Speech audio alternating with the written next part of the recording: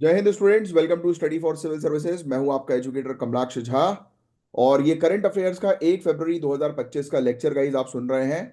और आप में से जो भी स्टूडेंट सिविल सर्विसेज की तैयारी कर रहे हैं, सीरियसली तैयारी कर रहे हैं, तो वीडियो को एंड तक जरूर देखना है। और इसके अलावा ये ज्ञान सर है, और ज्ञान सर का पेड कोर्स आपके लिए अवेलेबल है। स्टडी फॉर सिविल सर्विसेज का प्रीमियम कोर्स है गाइज। इस कोर्स के अंदर ये मान के चलिए कि जीरो से लेकर सिलेक्शन तक की पूरी तैयारी करवाई जाती है। अगर आप UPPCS, BPSC, UKPSC, RO, ARO, BEO, UP triple SC, इन सब एग्जामिनेशन की तैयारी कर रहे हैं, तो वीडियो को बिल्कुल मतलब कोर्स तो ज्वाइन कर ही लीजिए, और रेगुलर बेसिस पर ये करंट अफेयर्स के लेक्चर को फॉलो करिए। इससे आपको काफी बेनिफिट मिलेगा, काफी फायदा मिलेगा। प्लस हरियाणा, राजस्थान और छत्तीसगढ़ के लिए भी हमारे पास कोर्सेज अवेलेबल हैं। तो आप इन दिए गए नंबर पर कांटेक्ट करके कोर्सेज को जो है वो ज्वाइन कर सकते हैं। ज्ञान सर के स्पेशल कोर्सेज हैं। और इसके अलावा ये टॉपिक्स हमारे आज के, जिनको हम लोग एक एक करके बहुत ही डिटेल में जो है वो डिस्कस करेंगे। प्लस आपको याद हो तो कल का एक टॉपिक भी हमारा जो है वो अभी बचा हुआ है, जिसके बारे में मैं आपको बताऊंगा। हालांकि हो सकता है कि आज भी हम लोग जो है वो कुछ टॉपिक जो है वो मिस कर दें। उसका रीजन जो है ये है कि आज थोड़े बड़े टॉपिक्स हैं, और टाइम लिमिटेशंस के अकॉर्डिंग जो है वो कुछ टॉपिक जो है मिस होंगे, बट छूटेगा नहीं कोई भी टॉपिक, क्योंकि कल संडे जनरली आपको ऑफ रहता है। पॉसिबिलिटी है कि कल संडे वाले दिन मैं आपको एक लेक्चर जो है वो प्रोवाइड करा दूंगा मिसिंग टॉपिक से रिलेटेड। और आपको ऑलरेडी पता है कि कोई भी टॉपिक यहाँ पर आपका स्किप नहीं होता है। हाँ, एक आधी दिन डिले हो जाए चलेगा, बट स्किप नहीं होगा। अच्छा, आगे बढ़ने से पहले मैं कुछ आपके कमेंट्स जो है वो देख लेता हूँ। तो Divya Prakash, very good comments. Divya Prakash भी अब रेगुलरली फॉलो कर रहे हैं, बहुत बढ़िया। प्रीति मिश्रा का भी आंसर आया है। पंडित राहुल का भी आंसर आया है, बहुत बढ़िया यार। सैजल ने जो है वो लिखा है कि हेलो सर, मुझे सिर्फ करंट अफेयर्स का बैच चाहिए, स्टडी फॉर सिविल सर्विसेज का। तो सैजल, कुछ नहीं करना है आपको। आपको पता ही है कि इन दिए गए नंबर पर कांटेक्ट करो, ज्ञान सर के बैचेस हैं ये, तो उनसे पूछ लो आप डायरेक्ट फोन करके कि अवेलेबल है कि नहीं। राइट। और इसके अलावा करंट अफेयर्स के अलावा जनरल स्टडीज का भी बैच लो, क्योंकि उसमें आपको काफी हेल्प मिलेगी। क्योंकि आपका जब तक जनरल स्टडीज में अच्छी कमांड नहीं होगी, तब तक करंट अफेयर्स समझ में नहीं आएगा। बाकी फिर आपकी मर्जी, हो सकता है कि शायद मैं गलत हूं, आपने ऑलरेडी कहीं से तैयारी कर ली होगी, तो कोई दिक्कत नहीं है। क्योंकि एक बार बस आपको जनरल स्टडीज का कोर्स लेना है, वन टाइम। उसके बाद फिर उससे नोट्स बना लो, फिर उसके बाद मल्टीपल टाइम बस रिवाइज करो। फिर इसके अलावा आयुषी सिंह ने आंसर जो है वो दिए हैं, बहुत ही बढ़िया। First class. गोल्डी के आंसर आए हैं। पायल भारती के आंसर आए हैं। मोहित, आप भी आंसर जो है वो देने की कोशिश करिए। दीपांशी के आंसर आए हैं, वेरी गुड। सोनम के आंसर्स हैं, बहुत बढ़िया। फिर गोपाल साहू ने भी कमेंट किया है, तो आप भी जो है वो आंसर जो है वो देना शुरू करें। चलिए, और जिसको जो भी डाउट वगैरह रहता है, कुछ भी चीज मुझसे पूछनी होती है, तो आप नीचे कमेंट बॉक्स में जो है वो डाल दिया करें। नेक्स्ट डे लेक्चर में या नेक्स्ट टू नेक्स्ट डे में आपके कमेंट जो है वो मैं ले लूंगा। You don't have to worry at all. सबके कमेंट्स में देखता हूँ, और उसका रिस्पॉन्स जो है वो मैं करूंगा। तो चलिए, बिना टाइम वेस्ट किए हम लोग जो है वो हमारे सेशन को जो है वो कर रहे हैं स्टार्ट। बट उससे पहले मैं आपको बोलूंगा, पेन और पेपर आपको लेकर बैठना है। बहुत ध्यान से पूरी चीजों को सुनना है। जो भी इंपॉर्टेंट चीजें होंगी वो मैं हाईलाइट करूंगा, सिर्फ वही चीज अपने नोट्स में जो है वो आपको लिखना है। तो देखो यार, सबसे पहले तो हमें ये काफी इंपॉर्टेंट टॉपिक के बारे में बात करेंगे। क्या early smartphone use mental health का सबसे बड़ा दुश्मन है? Obviously you know about it कि आजकल माँ बाप अपने छोटे बच्चों को जो है वो स्मार्टफोन पकड़ा देते हैं। बच्चा रो रहा है तो उसको स्मार्टफोन जो है वो पकड़ा दिया। भाई, उसकी हेल्थ पर बहुत बुरा असर पड़ रहा है, बच्चों की हेल्थ पर। तो इसी पर ही सेपियंस लैब की एक रिपोर्ट है, the youth mind rising aggression and anger. तो देखो यार, ये रिपोर्ट के बारे में लिखना नहीं, वो रिपोर्ट से रिलेटेड क्वेश्चन है वो आएगा नहीं, बट इसके अंदर जो चीजें दी गई हैं उसके बारे में आपको ध्यान से सुनना है। क्योंकि ये टॉपिक बेसिकली सुनने वाला ज्यादा है, समझने वाला ज्यादा है। तो रिपोर्ट ये कह रही है कि 13 से 17 साल के बच्चों का अर्ली स्मार्टफोन यूज उनकी मेंटल हेल्थ को सीरियसली इंपैक्ट कर रहा है। तो ये चीज तो आपको ऑलरेडी पता है। रिसर्च इंडिया और यूएसए के 10,475 एडल्सेंट्स पर की गई, किशोर बच्चों पर की गई। और इसने ये देखा गया रिपोर्ट के अंदर कि जितना जल्दी स्मार्टफोन यूज स्टार्ट होता है, उतना ज्यादा एग्रेशन, एंजाइटी, हेलुसिनेशन जैसे इश्यूज जो है वो बढ़ने लगे हैं। तो ये सब इश्यूज आज की डेट में स्मार्टफोन्स के कारण हम लोग को देखने को मिल रही है। सब लिखने की जरूरत नहीं, बहुत ही कॉमन सी चीज है।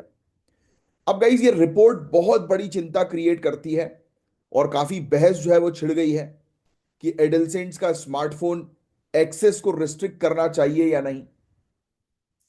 तो इसी पर ही हम लोग जो है वो कुछ चीजों के बारे में जो है वो चर्चा करेंगे कि रिपोर्ट ने क्या चीजें बताई है। सिर्फ ध्यान से सुनो, फोकस के साथ। तो देखो यार, पहली चीज तो जितनी जल्दी स्मार्टफोन यूज स्टार्ट होता है उतनी जल्दी एग्रेशन, एंगर, हेलुसिनेशन, डिप्रेशन के चांसेस बढ़ जाते हैं, ऐसा रिपोर्ट बता रही है। और ये बात सच भी है। आज की डेट में जो ये 1 मिनट 60 सेकंड 30 सेकंड वाली रील्स का जो कॉन्सेप्ट आया है ना, तो लोग जो है वो, आप देखना आज की डेट में कोई भी बड़ा वीडियो देखना जो है वो पसंद नहीं कर रहा। मैं आप लोग की बात नहीं कर रहा हूँ। You guys are basically focusing on your career, तो आपके लिए वीडियो की लेंथ मैटर नहीं करती, आपके लिए क्वालिटी कंटेंट मैटर करता है। And it is very important, ये हमेशा ये जो 30 सेकंड 50 सेकंड ये सब चीजों से आप दूर रहो। मैं उसका एक बहुत बड़ा आपको रीजन जो है वो बता रहा हूँ। आप लोग जो है वो सोचते हैं कि हम एक टॉपिक को जल्दी से फिनिश कर लें। आपने एक टॉपिक जो है वो सर्च किया, आपने देखा अच्छा यूट्यूब में इस टॉपिक की जो है वो लेंथ, अच्छा 2 मिनट के अंदर ये टॉपिक समझ में आ जाएगा, चलो इसको देख लेते हैं। मैं मना नहीं कर रहा, देखो जरूर। बट क्या होता है, ये सिविल सर्विसेज है, इसमें आपको मेंस लिखना है। वो 2 मिनट का टॉपिक वनडे एग्जामिनेशन वाला है। और मेंस मतलब डेप्थ अंडरस्टैंडिंग होनी चाहिए। जैसे कि ये सेपियंस की रिपोर्ट आई, मैंने आपको बोला कि ये रिपोर्ट जो है वो ध्यान में मत रखो, बट इस रिपोर्ट के अंदर जो चीजें हैं उस पर घुसना पड़ेगा ना हमें, एक एक चीज पर, तभी तो वो मेंस के आंसर्स में रिफ्लेक्ट होंगी। जब आप सुनोगे समझोगे।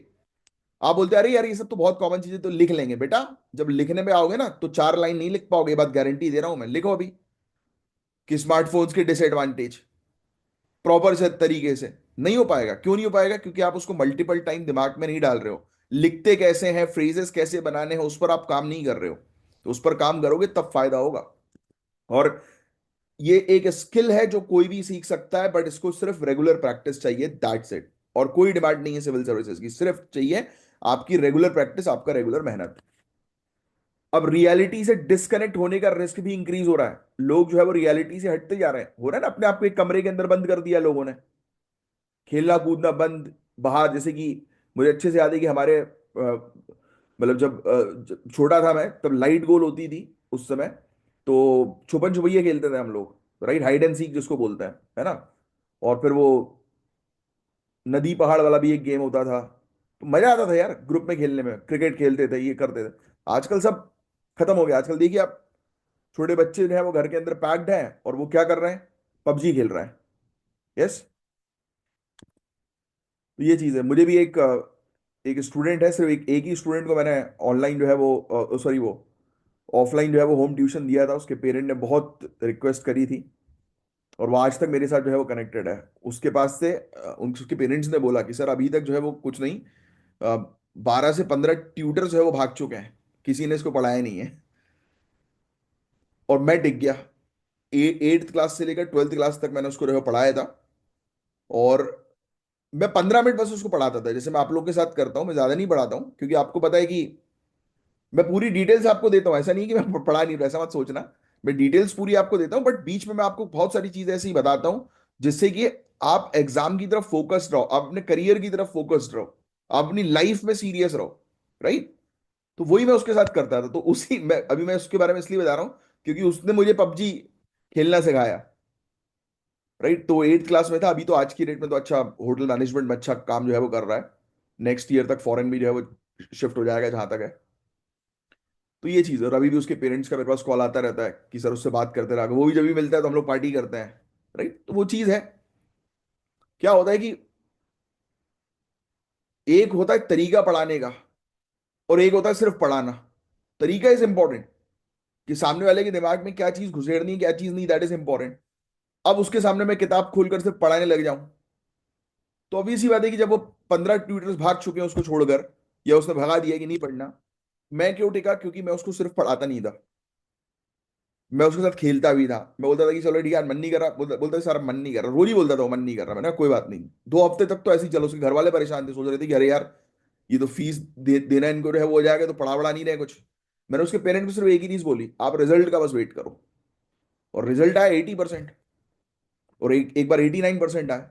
तो उसके घर वाले शॉक्ड कि ये कैसे पॉसिबल है। मैंने कहा देखो यार, यहां पर टीचर्स रटवाते हैं चीजों को, मैं चीजों को खेल खेल के समझा देता हूं। तो दैट इज अ ट्रिक। तो उस अकॉर्डिंग चीजें जो है वो सही रहती हैं।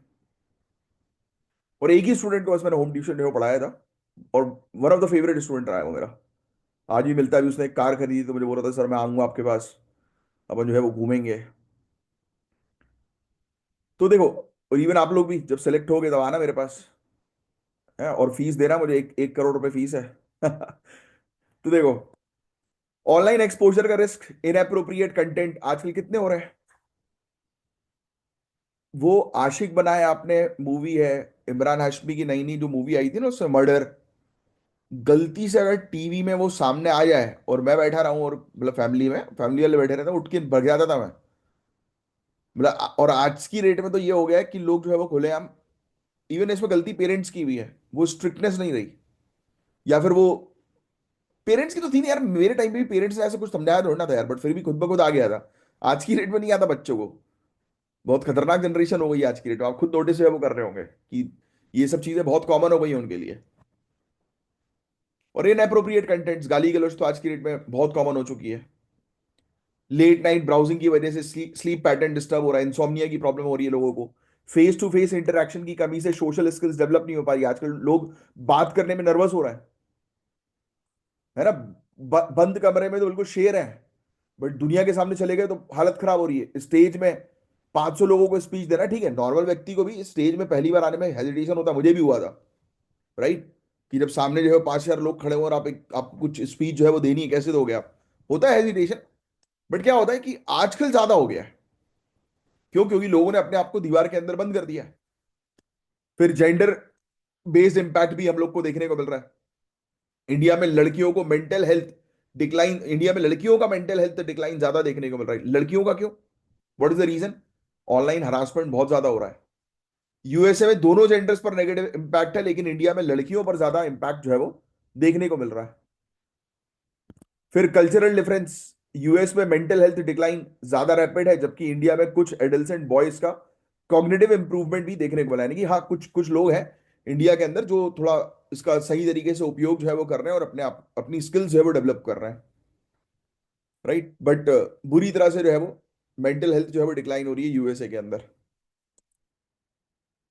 तो अब इस रिपोर्ट के अंदर एक चीज बताई इन्होंने, माइंड हेल्थ कोशेंट, चाहो तो ये लिख लो MHQ, mind health quotient, quotient. अब इसकी डेफिनेशन क्या है ये लिखो आप। ये बेसिकली एक नया तरीका है मेंटल हेल्थ को समझने का। क्या है ये? अब इस प्रकार से लिख लो कि एक नया तरीका मानसिक स्वास्थ्य को समझने का। A new tool to understand mental health, a new tool to understand mental health, ये लिख लिया। अब इसके अंदर अंदर एक स्केल है जिसमें 6 डायमेंशन पर मेंटल हेल्थ को मेजर किया जाता है, राइट। इसमें देखो, स्केल विथ 6 डायमेंशन,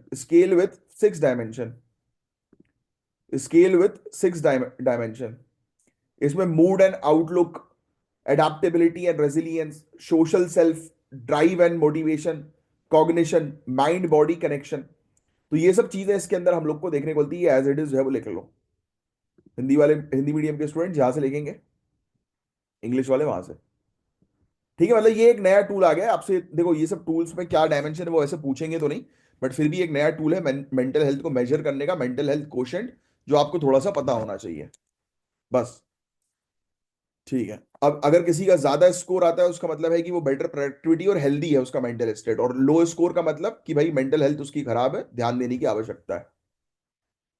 और it is very important, psychologist के साथ तो जो है वो गाइस कंसल्ट करना ही चाहिए। आज लोग सोचते हैं कि मैं पागल थोड़ी ना जो साइकोलॉजिस्ट के पास जाऊंगा।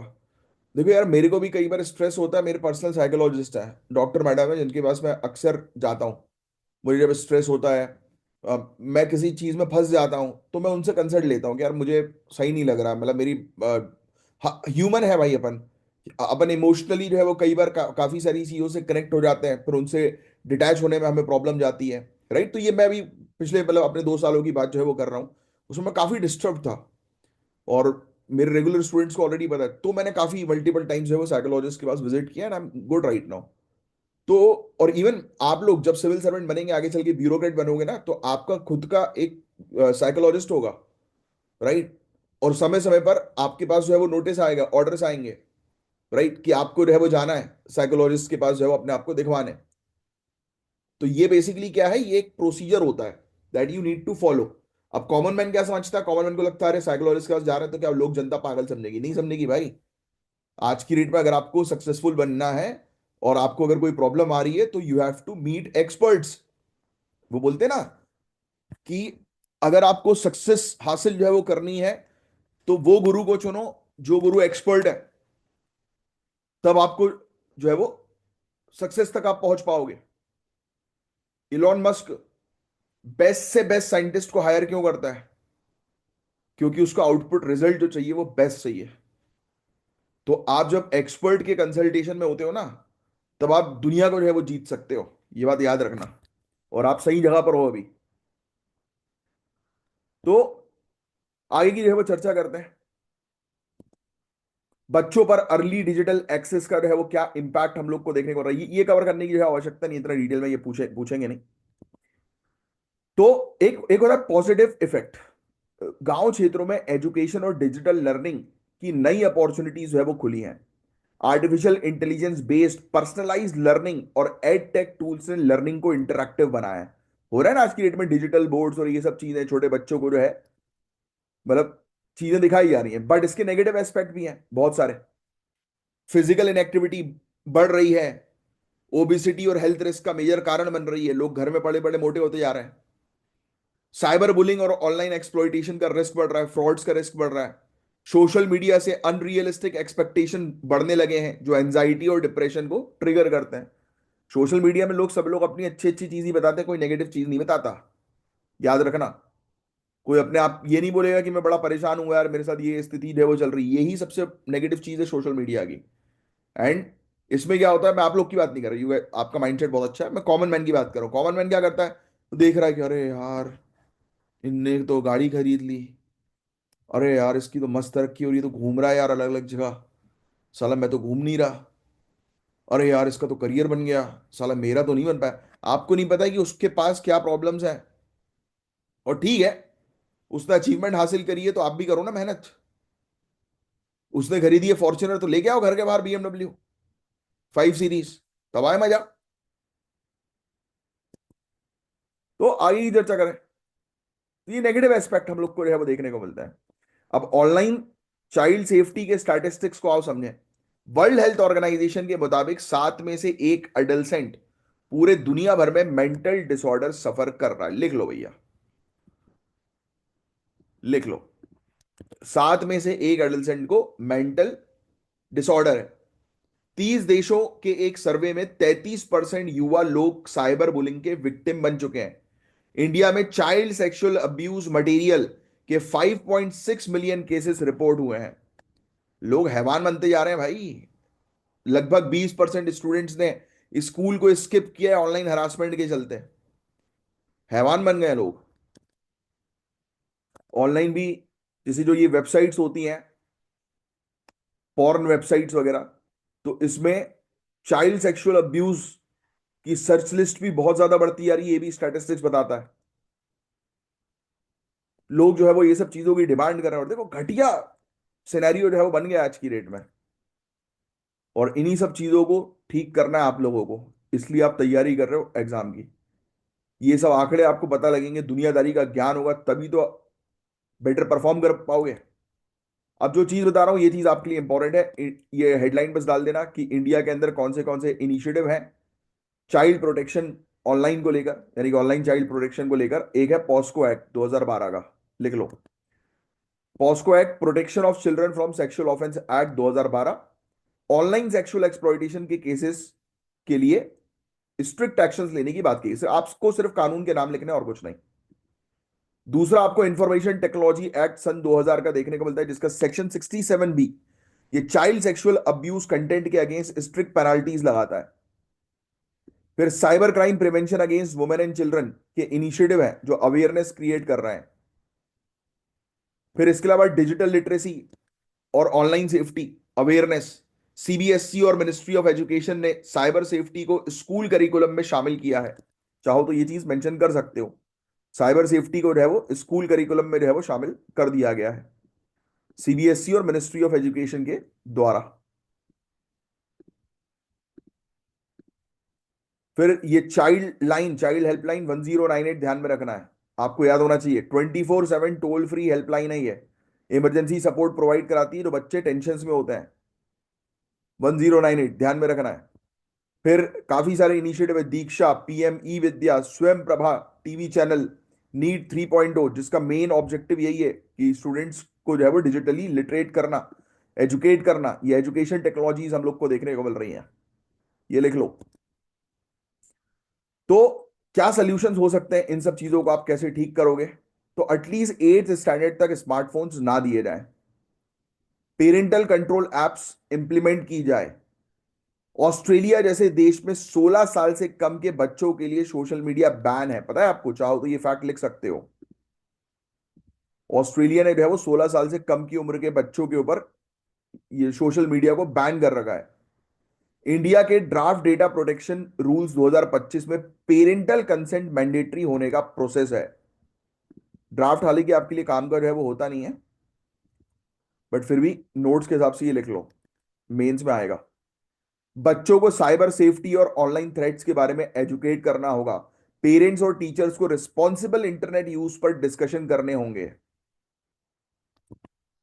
और फिर national tele mental health programme और किरण हेल्पलाइन जैसे इनिशिएटिव्स को एक्सपेंड जो है वो करना चाहिए। तो ये वाली हेल्पलाइन, मानस मोबाइल ऐप, ये चीज एग्जाम में पूछी गई है। तो जितने भी ये इनिशिएटिव्स के मैंने आपको नाम बताया ना, आप थोड़ा सा आज की डेट में एक टास्क है, थोड़ा टाइम निकाल कर इन सबको विकिपीडिया पे सर्च करना और उसका पहला पैराग्राफ जो है वो बस पढ़ लेना, दैट्स इट। और कुछ नहीं करना आप लोगों को। तो ये था गाइस पूरा ओवरऑल टॉपिक। होपफुली ये पूरा टॉपिक आपको अच्छे से समझ में आया होगा। एक मेरा सिंपल सा क्वेश्चन है आपसे कि आपके हिसाब से क्या स्मार्टफोन को 8th क्लास तक बैन कर देना चाहिए? क्या लगता है आपको? या फिर टेक्नोलॉजी का सही उपयोग जो है वो सिखा के इन प्रॉब्लम्स का सलूशन ढूंढना चाहिए? अब आप एक आईएएस ऑफिसर हैं और आपके सामने ये चैलेंज रखा है, राइट? अब आप इस चैलेंज को कैसे रिजॉल्व करोगे वो मुझे कमेंट बॉक्स पे 2 लाइन में बस इसका आंसर लिखकर बताओ, इससे ज्यादा नहीं। ठीक है, अब नेक्स्ट टॉपिक की तरफ हम आगे बढ़ेंगे। नेशनल हेल्थ मिशन, बहुत इंपॉर्टेंट टॉपिक। ये भी एक ऐसा टॉपिक है जिसमें सिर्फ आपको सुनना है, राइट? जिसने बदल के रख दिए भारत की हेल्थ केयर सिस्टम को। आयुष्मान भारत के बारे में हम बेसिकली चर्चा जो है वो करने वाले हैं यहां पर। तो आओ डिस्कस करेंगे डिटेल में इस टॉपिक को, काफी इंपॉर्टेंट टॉपिक है ये आप लोगों के लिए। तो सेंट्रल गवर्नमेंट ने अभी एक असेसमेंट रिपोर्ट जारी करी है जो 2021 से 2024 के नेशनल हेल्थ मिशन अचीवमेंट्स को हाईलाइट करती है। इस रिपोर्ट में हेल्थ केयर एक्सेसिबिलिटी, यानी कि सभी लोगों तक स्वास्थ्य सेवाएं पहुंच रही हैं, डिजीज कंट्रोल, इंफ्रास्ट्रक्चर डेवलपमेंट, इन सब पर फोकस किया गया है। नेशनल हेल्थ मिशन ने Covid 19 response, maternal and child health improvement और कम्युनिकेबल डिजीज को खत्म करने में बहुत ही बड़ा रोल जो है वो प्ले किया है, राइट? मेंस के हिसाब से लिखना चाहो तो ये चीज लिख सकते हो कि काफी बड़े बड़े जो चैलेंजेस थे उसको रोकने में जो है वो काफी मददगार जो है वो साबित हुआ है नेशनल हेल्थ मिशन, क्योंकि इससे रिलेटेड मेंस में क्वेश्चन बन सकता है लिखने के लिए। डिजिटल हेल्थ इनिशिएटिव्स और ह्यूमन रिसोर्सेज के एक्सपेंशन की वजह से हेल्थ केयर सर्विसेज में मेजर इंप्रूवमेंट देखा गया है। तो ये एक छोटा सा अभी जो न्यूज आई है उसके बारे में एक मैंने आपको जानकारी दी। बाकी नेशनल हेल्थ मिशन जिनको नहीं पता वो लिख लेना, लॉन्च हुई थी सन 2013 में। हेडलाइन डाल दोगे नेशनल हेल्थ मिशन, लिखो 2013। तो नेशनल रूरल हेल्थ मिशन और नेशनल अर्बन हेल्थ मिशन, इनको मर्ज करके, इनको जो है वो एक साथ मिलाकर जो है वो नेशनल हेल्थ मिशन जो है वो बनाया गया। अब इनका ऑब्जेक्टिव जो है वो क्या था कि ये इंश्योर करना कि जो पिछड़ी जो पॉपुलेशन है उनको अफोर्डेबल हेल्थ केयर, एक्सेसिबल यानी कि हेल्थ केयर का एक्सेस मिल सके, सस्ते में मिल सके और क्वालिटी हेल्थ केयर जो है वो मिल सके। यही था गोल। स्पेशली वल्नरेबल पॉपुलेशन को, जो पिछड़ा वर्ग हम लोग को जो है वो देखने को मिलता है, जिसको सबसे ज्यादा आवश्यकता होती है इन चीजों की। इनका फोकस था मैटरनल और हेल्थ, चाइल्ड हेल्थ के ऊपर, राइट? माताओं की और बच्चों की हेल्थ के ऊपर फोकस किया इनने। इनने कम्युनिकेबल और नॉन कम्युनिकेबल डिजीज पर फोकस किया। हेल्थ सिस्टम को मजबूत बनाने पर फोकस किया, इंफ्रास्ट्रक्चर से लेकर सभी चीजों पर। तो ये फैक्ट थोड़ा सा लिख लेना, ठीक है? और स्टेट और यूनियन टेरिटरीज को फाइनेंशियल और टेक्निकल सपोर्ट दिया गया ताकि हेल्थ सर्विसेज को डिस्ट्रिक्ट लेवल तक एक्सपेंड किया जा सके। नेशनल हेल्थ मिशन ने सस्टेनेबल डेवलपमेंट गोल्स अचीव करने में भी मेजर रोल प्ले किया है, जिसमें भारत ने ग्लोबल बेंचमार्क को सरपास जो है वो किया है। तो आओ इनके अचीवमेंट्स को जो है वो थोड़ा सा देख लेते हैं, सुन लो आप ध्यान से। तो पहला तो ह्यूमन रिसोर्स का एक्सपेंशन, नाम से ही समझ में आ रहा है, ज्यादा स्टाफ हमने जो है वो हेल्थ केयर सिस्टम में जो है वो शामिल करने पर प्रयास किए। 12 lakh additional health care professional recruit किए गए, जैसे doctor, nurses, specialist, Ayush practitioners, public health managers. फिर कम्युनिटी हेल्थ ऑफिसर, सीएचओ जिसको हम लोग बोलते हैं, इनका नंबर 90,740 था 2021-22 में। इससे बढ़कर लगभग 1.5 लाख जो है वो हो गया, 1,38,000 के आसपास हो गया। एग्जैक्ट फिगर लिखने की जरूरत नहीं है। प्रधानमंत्री टीबी मुक्त भारत अभियान के अंडर 1.56 लाख वॉलंटियर्स ने 9.4 लाख टीबी पेशेंट्स की मदद करी। मेरा सिंपल सा एक क्वेश्चन है, प्रधानमंत्री टीबी मुक्त भारत अभियान का टारगेट क्या है?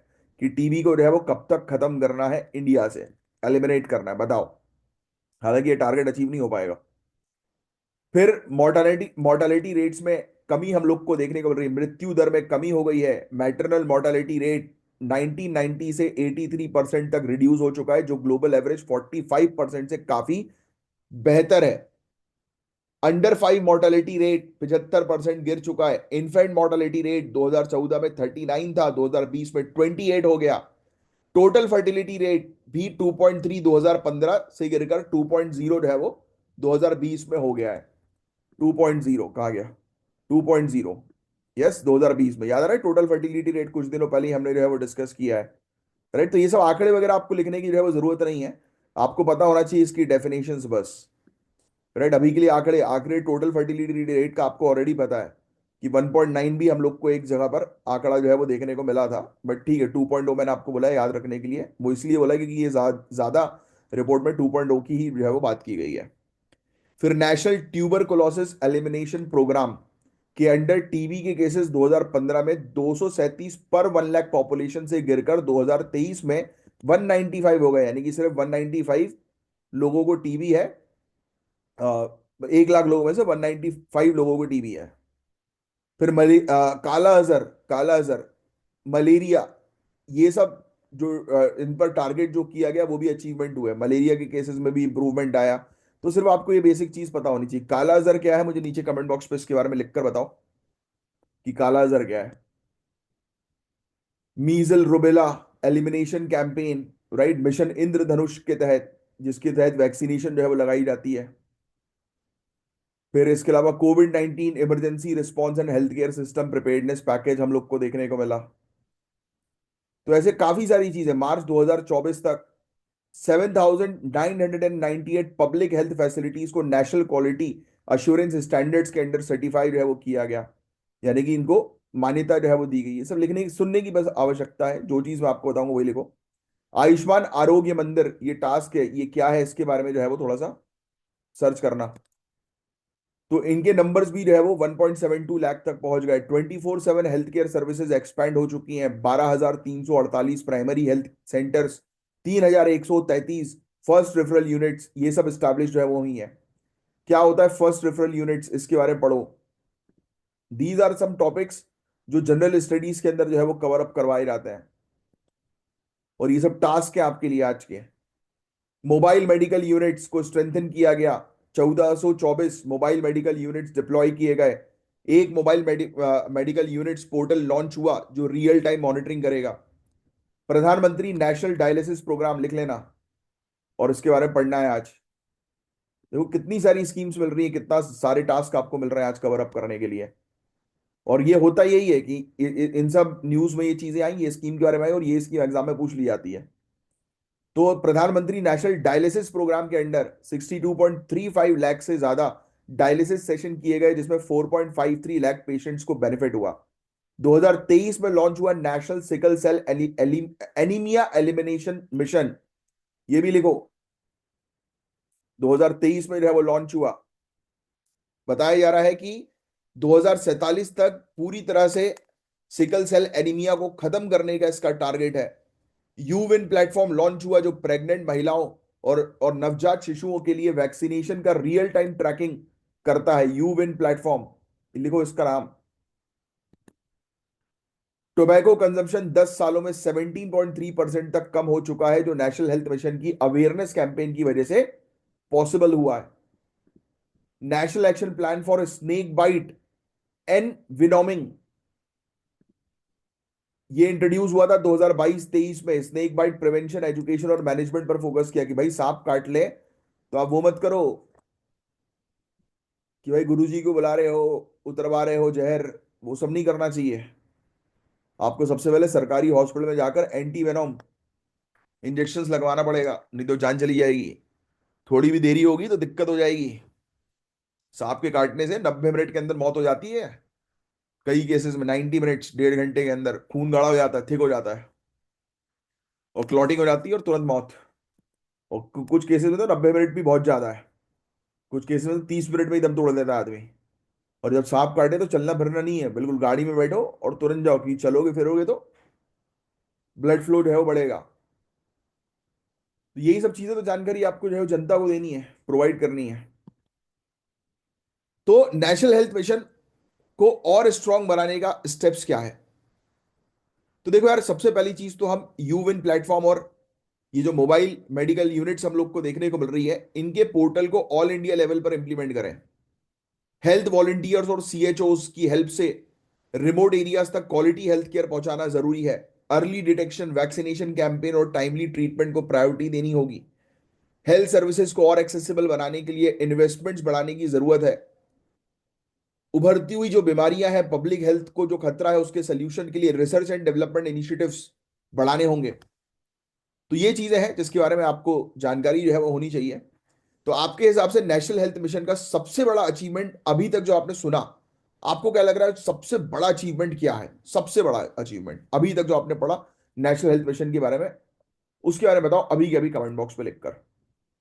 अब नेक्स्ट टॉपिक, क्या एसर ASER 2024 की रिपोर्ट, यानी कि annual status of educational report 2024, ये लिख लेना, स्टेट पीएससी पूछ सकती है ये। तो क्या एसर 2024 रिपोर्ट दिखाती है भारत की शिक्षा व्यवस्था की सच्चाई? तो हाँ, इसी के बारे में हम जो है वो चर्चा करेंगे। तो प्रथम एजुकेशन, सॉरी, प्रथम फाउंडेशन ने एसर 2024 की रिपोर्ट रिलीज करी है। तो याद रखना है कि ये किसके द्वारा रिलीज जो है वो की गई है। ये वाली रिपोर्ट नाम से ही समझ में आ रहा है, status of education report, annual status की सालाना एजुकेशन की स्थिति जो है वो क्या रही। तो इस सर्वे ने 605 रूरल डिस्ट्रिक्ट्स के 1700, सॉरी 17,997 विलेजेस में 5 से 16 साल के बच्चों की एजुकेशन को एक्सेस किया है। मतलब इतनी, यानी कि लगभग 18,000 गांव में 5 से 16 साल के बच्चे जो है उनका एजुकेशन लेवल किस प्रकार से चल रहा है, तो उसका आकलन किया। पोस्ट पेंडेमिक एजुकेशन रिकवरी और लर्निंग गैप्स पर मेजर फाइंडिंग सामने आई, यानी कि रिपोर्ट में मेजर बातें जो की गई हैं वो पेंडेमिक के बाद किस प्रकार से एजुकेशन में चीजें देखने को मिल रही है उसकी बात हुई। रिपोर्ट्स में गवर्नमेंट और प्राइवेट स्कूल्स का कंपैरिजन भी किया गया, जिसमें सरकारी स्कूल्स में ज्यादा इंप्रूवमेंट जो है वो देखा गया। तो आइए रिपोर्ट के बारे में बात करेंगे, जो बोलूंगा बस वही लिखना है। तो लगभग 6,50,000 बच्चों का आकलन किया गया, जो फाउंडेशनल लिटरेसी एंड न्यूमरेसी का सबसे बड़ा सर्वे है। अब ये इसकी कवरेज थी।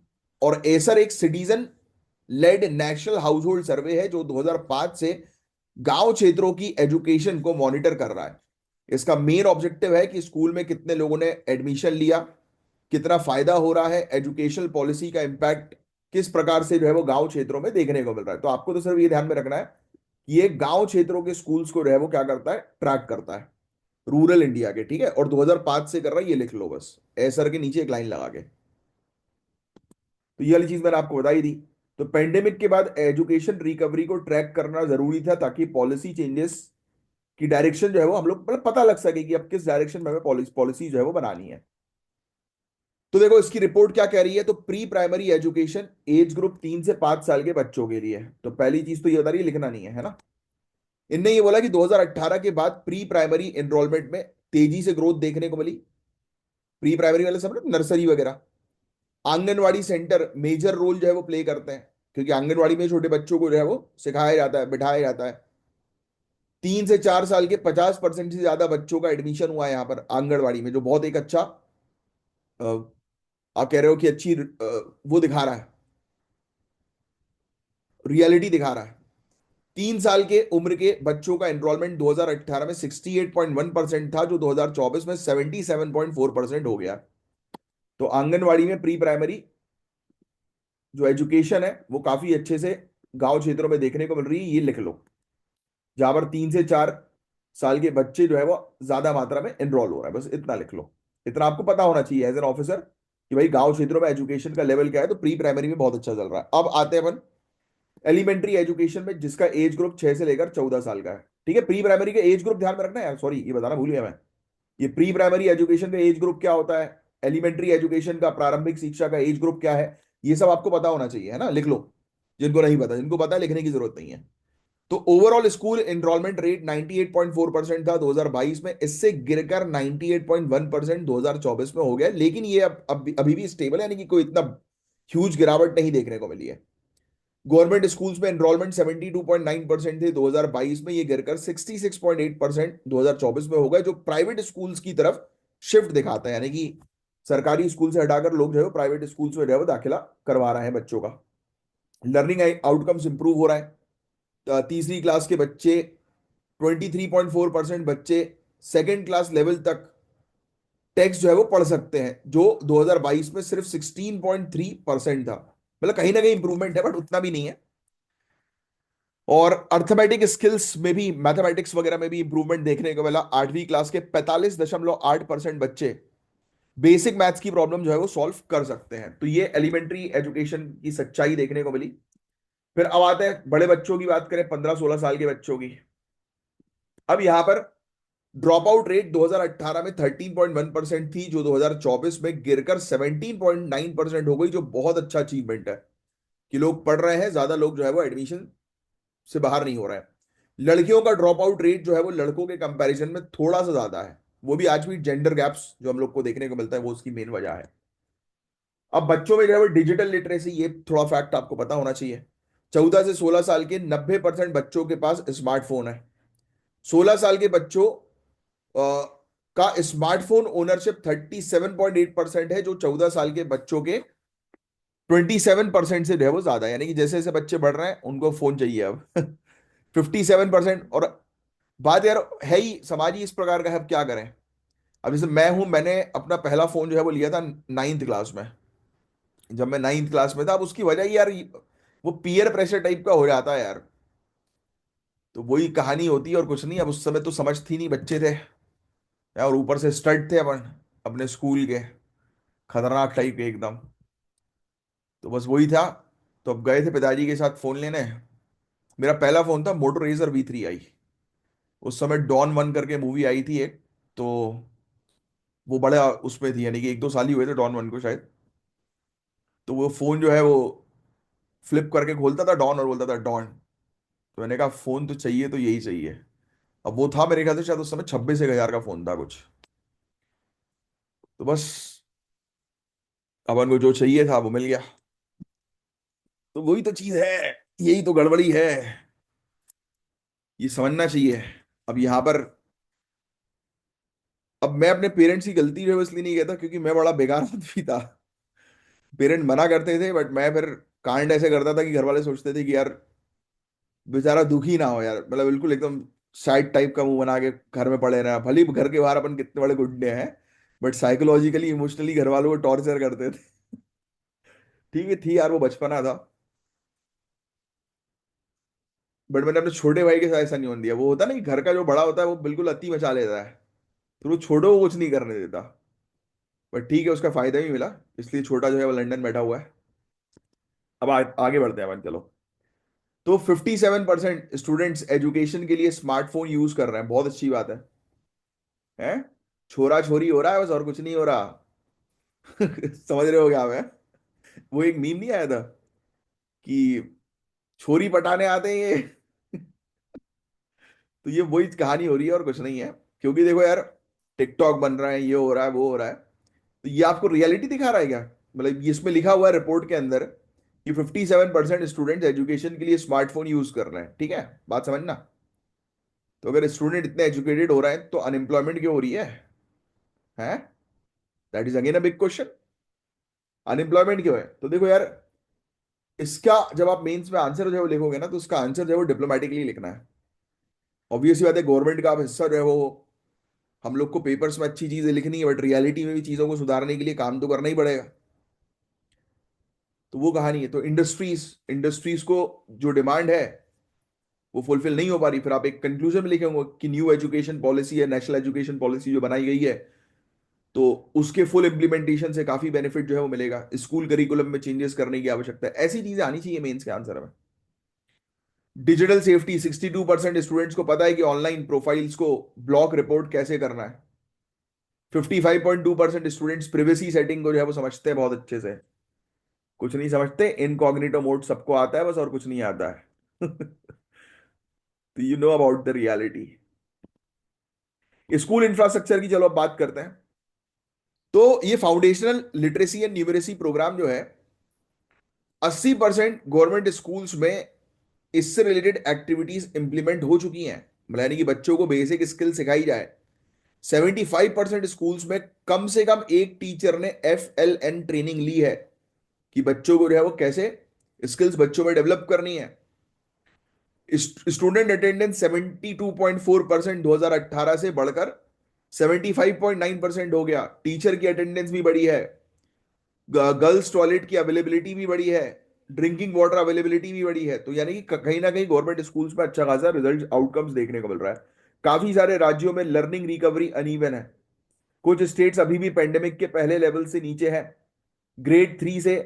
आधे से ज्यादा स्टेट्स में रीडिंग स्किल्स भी 2018 लेवल से नीचे है। तो ऐसे अभी भी स्टेट वाइज डिस्पैरिटीज देखने को मिल ही रही हैं। अब रूरल एजुकेशन में मेन चैलेंजेस जो है वो क्या है? तो देखो यार, इलेक्ट्रिसिटी का इशू है, डिजिटल लर्निंग रिसोर्सेज का इशू है, बेसिक फैसिलिटीज की कमी है, टीचर्स की कमी है, सोशल बैरियर्स हैं, कई बार कास्ट जेंडर, ये सब इश्यूज हम लोग को देखने को मिलते हैं, लैंग्वेज बैरियर्स देखने को मिलते हैं, है ना। तो ये चीज है। तो अब इसके अलावा ये लिख लो भाई, सरकार की क्या क्या इनिशिएटिव है एजुकेशन को इंप्रूव करने के लिए, ये वाली चीज लिख लेना। National programme on technology enhance learning, Sarva Shiksha Abhiyan, सिर्फ बुलेट पॉइंट्स लिखो। मिड डे मील स्कीम, इसका नया नाम क्या होता है वो लिखोगे, क्या है, और कमेंट बॉक्स में बताओ। मिड डे मील स्कीम का नया नाम क्या है? PM Shri school, national education policy 2020। तो ये सरकार के इनिशिएटिव है एजुकेशन को बेहतर करने के पर्पस के लिए। तो अब क्या करें हम? तो स्कूल ड्रॉप आउट्स को रोकने के लिए टारगेटेड प्रोग्राम शुरू करें। ऐसे बच्चों के लिए पार्ट टाइम एजुकेशन शुरू करना होगा जो पढ़ाई और काम को बैलेंस करना चाहते हैं। स्टूडेंट्स को साइबर सेफ्टी और रिस्पॉन्सिबल इंटरनेट यूज पर ट्रेन करना जरूरी है। एजुकेशन और टेक्नोलॉजी को इंटीग्रेट करने के लिए फंडिंग बढ़ानी होगी। ग्रामीण पेरेंट्स को शिक्षा के लॉन्ग टर्म बेनिफिट्स के बारे में जो है वो एजुकेट करना बहुत ज्यादा जरूरी है। पेरेंटल अवेयरनेस कैंपेन जिसको हम लोग बोलते हैं। तो ये था गाइस पूरा ओवरऑल टॉपिक। तो आपके ओपिनियन में एजुकेशन को सुधारने का सबसे बेस्ट सोल्यूशन क्या हो सकता है, कि हम ऐसा क्या करें जिससे कि एजुकेशन को जो है वो हम सुधार जो है वो सके। अब ये टॉपिक गाइस बहुत ही ज्यादा इंपॉर्टेंट है कि भारत अपने प्रोटेक्टेड एरिया से बाहर भी डाइवर्सिटी बचा पाएगा क्या? सोचो आप, बायोडाइवर्सिटी को यानी कि जैव विविधता को हम अपने प्रोटेक्टेड एरिया से बाहर भी बचा पाएंगे, तो इसको लेकर बहुत अच्छा आर्टिकल है। तो ये आपके ऐसे में भी मदद करेगा, और GS पेपर 3 के पॉइंट ऑफ व्यू से तो बहुत ही ज्यादा इंपॉर्टेंट है, मेंस में भी आएगा। तो देखो यार, पहले तो न्यूज की बात करें तो international union for conservation of nature, world commission on protected areas और WWF ने एक नई रिपोर्ट रिलीज करी है, guidance on other effective area based conservation measures. तो ये रिपोर्ट बहुत इंपॉर्टेंट है गाइस, ये एग्जाम में पूछी जाएगी। इस रिपोर्ट का टाइटल ध्यान में रखना है, और किसने रिलीज करी है वो आपको बहुत अच्छे से पता होना चाहिए, वेरी वेरी इंपॉर्टेंट। ठीक है, ये लिख लेना। ये report Kunming Montreal global biodiversity framework के टारगेट 3 को अचीव करने के लिए गाइडलाइंस देती है, वेरी वेरी इंपॉर्टेंट। एनवायरमेंट में जो आपको पढ़ना है, इसका टारगेट 3 वेरी इंपॉर्टेंट। ठीक है, ऑब्जेक्टिव क्या है कि 2030 तक ग्लोबल लेवल पर 30% जमीन, फ्रेश वाटर और मरीन एरियाज को कंजर्व करना है। ये फैक्ट भी आपको ध्यान में रखना है। टारगेट 3 क्या है, ये एग्जाम में आएगा। और ओईसीएम्स का रोल ऑफिशियल प्रोटेक्टेड एरियाज के बियॉन्ड कंजर्वेशन एक्सपेंड करने में है, ताकि बायोडायवर्सिटी लॉस को रोका जा सके, यानी कि जो हमारे प्रोटेक्टेड एरियाज है उसके बाहर भी हम लोग जो है वो प्रोटेक्शन करें जैव विविधता का।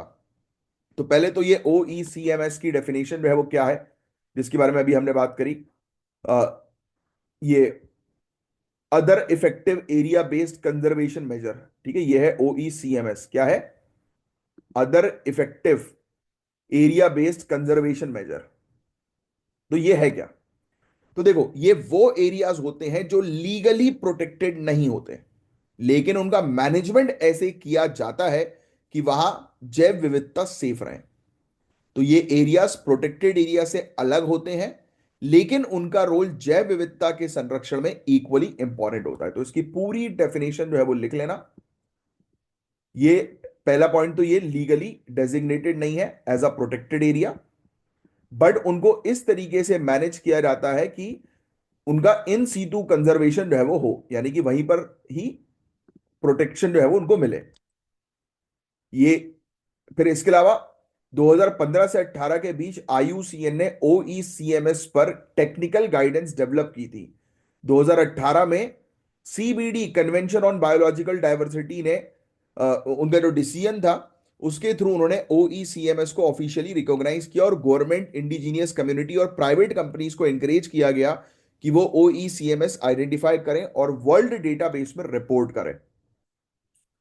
फिर इसके अलावा इसका पर्पस क्या है? तो ऑब्वियस सी बात है कि भाई संरक्षण करना, इकोलॉजी को जो है वो प्रोटेक्ट करना, प्रजातियों को प्रोटेक्ट करना, है ना। प्रोटेक्टेड एरियाज के बाहर भी कंजर्वेशन प्रयास करना, क्लाइमेट चेंज ना हो उस पर जो है फोकस, क्योंकि क्लाइमेट चेंज का इम्पैक्ट के कारण काफी सारी प्रजातियां लुप्त होती जा रही, तो उनको प्रोटेक्ट करना। और ये मेन कैरेक्टरिस्टिक जो है वो उसका क्या है, तो ये बुलेट पॉइंट्स लिख लेना भाई, ये बहुत इंपॉर्टेंट एग्जाम में आएगा कि ये कोई प्रोटेक्टेड एरिया नहीं है। इसको मैनेज जो है वो किया जा सकता है सरकार के द्वारा, प्राइवेट सेक्टर्स के द्वारा, कम्युनिटी के द्वारा, लोगों के द्वारा। इसके मल्टीपल ऑब्जेक्टिव्स हम लोग को जो है वो देखने को मिलते हैं, राइट। ये सिर्फ संरक्षण के लिए नहीं, बल्कि सस्टेनेबल एग्रीकल्चर, फिशरीज, फॉरेस्ट्रीज ऐसे एरियाज में भी अप्लाई किया जा सकता है। लॉन्ग टर्म बायोडाइवर्सिटी प्रोटेक्शन इसमें हम लोग को देखने को मिलता है। ये वाला देखना, ठीक है।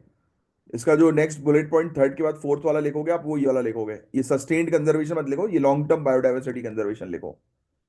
फिर इसके अलावा पांचवा पॉइंट जो है वो रिकॉग्नाइजेशन नीड्स कंसेंट, तो ये चीज जो आप लिखोगे, ये एक ये चौथा पॉइंट लिखो, हाँ, ये वॉलंटरी आइडेंटिफिकेशन है, वो बिल्कुल सही है पांच वाले में, ठीक है।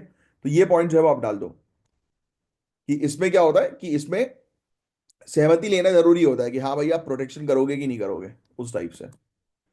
तो इसके महत्व भी जो है वो बहुत अच्छे हम लोग को देखने को मिलने की, ग्लोबल बायोडाइवर्सिटी के गोल्स का, कंजर्वेशन गोल्स को अचीव करने में हेल्प करेगा पूरे दुनिया भर में, जैव विविधता के संरक्षण में जो है वो मददगार साबित होगा। क्विनमिंग मॉन्ट्रियल ग्लोबल बायोडाइवर्सिटी फ्रेमवर्क के टारगेट 3 के अंदर आता है ये, है ना। प्रोटेक्टेड एरियाज के बीच कॉरिडोर्स बनाने में मदद करते हैं ये, राइट, काफी इंपॉर्टेंट है ये। क्लाइमेट चेंज नेचुरल इकोसिस्टम को रीस्टोर करने में मदद करेगा, जो लोकल कम्युनिटीज हैं उनका पार्टिसिपेशन जो है वो इंश्योर जो है वो करेगा। तो इंडिया के अंदर वाइल्ड लाइफ प्रोटेक्शन एक्ट 1972 और बायोलॉजिकल डाइवर्सिटी एक्ट 2002 में बायोडाइवर्सिटी कंजर्वेशन के लिए स्ट्रॉन्ग कानून बनाए गए हैं, ये बात आप जानते ही हैं, मुझे आप लोग को बताने की जो है वो आवश्यकता है ही नहीं। और फिर इसके अलावा इंडिया में बहुत सारी कम्युनिटीज लेट कंजर्वेशन इनिशिएटिव जो है वो चल रहे हैं, जो ओईसीएम फ्रेमवर्क के अंडर आ सकते हैं, जैसे कि सैक्रेड ग्रूव्स को प्रोटेक्ट करना, कम्युनिटी कंजर्व्ड एरियाज है हमारे यहाँ, बायोडाइवर्सिटी हेरिटेज साइट्स हम लोग को हमारे यहाँ पर देखने को मिलती हैं, ठीक है। इंडिया के नेशनल बायोडाइवर्सिटी एक्शन प्लान में ओईसीएमएस का इंप्लीमेंटेशन बायोडाइवर्सिटी कंजर्वेशन और सस्टेनेबल डेवलपमेंट के लिए काफी इंपॉर्टेंट है, ठीक है। बस और कुछ नहीं। ये जो क्विनमिंग मॉन्ट्रियल ग्लोबल बायोडाइवर्सिटी फ्रेमवर्क जो है, इसके बारे में तो आप जीएस पेपर 3 एनवायरमेंट में काफी डिटेल में पढ़ोगे। तो ये क्या इंश्योर करता है उसके बारे में मैंने आपको ऑलरेडी बता ही दिया था कि 30% जमीन मरीन एरियाज को जो है वो कंजर्व करना है 2030 तक, है ना। ठीक है, बस और कुछ ज्यादा नहीं है इसके अंदर। टारगेट्स ये सब आप चाहो तो जो है वो लिख सकते हो कि इस फ्रेमवर्क के टारगेट जो है वो क्या है, पूरे के पूरे वैसे लिखने की जरूरत है नहीं, आपको उसमें जो है वो पढ़ा दिया जाएगा। जैसे कि इन्वेजिव स्पीसीज, जो हम लोग को आक्रामक प्रजाति को जो है वो कम करना है 50% तक, है ना। लोकल जो कम्युनिटीज हैं वो इन्वॉल्व हो संरक्षण की प्रैक्टिस में। सस्टेनेबल कंजम्पशन हम लोग करें, 50% फूड वेस्ट को रहे वो रिड्यूस करें। फेयर बेनिफिट शेयरिंग होनी चाहिए जेनेटिक रिसोर्सेज से, ट्रेडिशनल नॉलेज से। पोल्यूशन को कम करें। ये सब बहुत बेसिक चीजें हैं, चाहो तो लिख लो, लिख लेना ये वाली चीज है ना, पूरे के पूरे पॉइंट्स लिख लेना। आईयूसीएन, इसके बारे में आप जानते ही हो, 1948 में स्टैब्लिश हुई थी, ग्लोबल लीडर है, संरक्षण के प्रयास जो है वो करती है। इसके 1400 से ज्यादा मेंबर्स हैं। इसके नोट्स अगर नहीं बनाए तो बना लो, वैसे बनाने की जरूरत नहीं है। जीएस पेपर 3 में हमारे कोर्स के अंदर आपको इसके पूरे नोट्स बने बनाए मिलेंगे proper. World commission on protected areas है ना, बट इसके बुलेट पॉइंट्स अभी के लिए लिख लो आप, है ना, कि भाई ये पढ़ा है आपने आज, जिससे कि आपको पता रहे कि भाई आज की डेट में आपने किन किन चीजों पर फोकस किया। WWF 1961 में, world wide fund for nature इसका फुल फॉर्म है ना। तो ये चीजें हैं। तो हमें नेशनल लेवल की गाइडलाइन जो है वो बनाने पर जो है वो काम करना चाहिए। लीगल रिकॉग्नाइजेशन, अब देखो यार, ओ OECMS को ऑफिशियली इंडिया की बायोडाइवर्सिटी कंजर्वेशन पॉलिसी में हमें इंटीग्रेट करना होगा, तब जाकर थोड़ा नेशनल लेवल पर संरक्षण के प्रयास है वो और बढ़ेंगे। साइंटिफिक रिसर्च और मॉनिटरिंग हम करें, राइट। तो ऐसी चीजों पर काम करें, अवेयरनेस क्रिएट करें, कम्युनिटी को एंगेज करें, फंड्स प्रोवाइड कराएं इस चीज के लिए। तो ये चीजें हैं जिसके बारे में एक अच्छा आइडिया आपको होना चाहिए। और बस अभी के लिए इतना ही रख रहा हूँ गाइस मैं। और आपके पास ये 2 क्वेश्चंस मैं आपको दे रहा हूँ। ये वाला टॉपिक जो है वो मैं कल आपका जो है वो करवाऊँ, कल संडे है, कल संडे वाले दिन छोटा सा ये वाला एक टॉपिक होगा, और एक दूसरा वाला टॉपिक जो अपना छूट गया है। इस क्वेश्चन का आंसर दो वीडियो को पॉज करके, बड़ा इजी क्वेश्चन है। मैंने आपसे ये देखो, इसमें लिखा तो नहीं है, लार्जेस्ट मास नेस्टिंग साइट जो होती है ऑलिव रिडले टेटल्स की, तो उसका नाम क्या है? उसका पता है, एक ऑफिशियल नाम है, ए से शुरू होता है, ए से, ठीक है। अब आप बताओगे मुझे कमेंट बॉक्स पे उसका क्या नाम है। फिर उसके अलावा कैलाश मानसरोवर यात्रा से रिलेटेड एक क्वेश्चन है प्रीलिम्स का, इसका आंसर जो है वो दो वीडियो को पॉज करके। और ये मेंस का एक क्वेश्चन है, India middle east Europe economic corridor, इसका मत देना। अच्छा, ये चाइना के बेल्ट एंड रोड इनिशिएटिव से रिलेटेड है, उसका एक ऑल्टरनेटिव है, तो इसके बारे में हम पढ़ेंगे, तो इसके बारे में अभी आपको कवर अप करने की जरूरत नहीं है। तो और ये हमारे पेड कोर्सेज हैं, और ये हमारे नंबर है, ऑफिशियल नंबर, ये ज्ञान सर है, इनका पेड कोर्स है, स्टडी फॉर सिविल सर्विसेज का। और बहुत ही बढ़िया कोर्स है, सिलेक्शन की प्रॉपर तैयारी करवाई जाती है, तो जरूर ज्वाइन करें, ठीक है। तो अब चलो मिलेंगे हम लोग नेक्स्ट लेक्चर में। कल मैं करवाऊँ, कल संडे वाले दिन एक लेक्चर लेके आऊंगा छोटा सा, 2 टॉपिक्स आपके कवर अप कराऊंगा। तो तब तक के लिए bye, take care, have a great day, जय हिंद।